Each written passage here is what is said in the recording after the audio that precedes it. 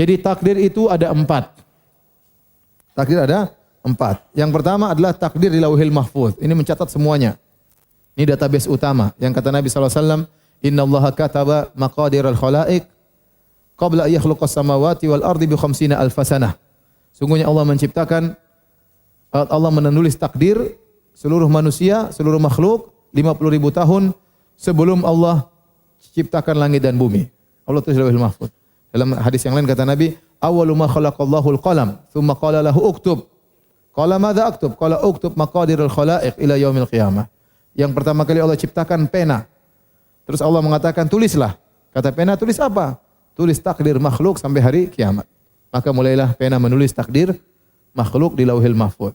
Yang kata Nabi SAW, rufi'atil aqlam wa jaffati suhuf.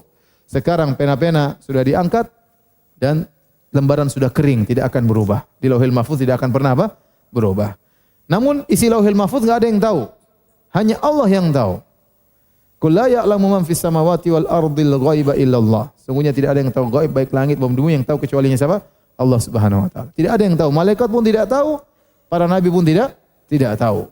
Yang tahu hanyalah Allah Subhanahu wa taala. Tetapi Allah memberitahukan sebagian takdir tersebut kepada sebagian hamba-hamba yang dipilihnya di antara para malaikat dan juga para nabi. Itu namanya takdir utama di Lauhil Mahfuz. Yang kedua disebut dengan takdir umri. Takdir umur seseorang, yaitu tatkala seorang dalam janin di perut ibunya, kemudian datanglah malaikat setelah 4 bulan, fayursalu ilaihi malak fayu'maru bi arba'i kalimat. Maka diutuslah malaikat diperintahkan oleh Allah untuk mencatat 4 perkara. Bikat bi rizqihi wa ajalihi wa amalihi wa syaqiyyun am sa'id. Dicatat rezekinya, amalnya, ajalnya, neraka atau surga. Itu dicatat oleh malaikat.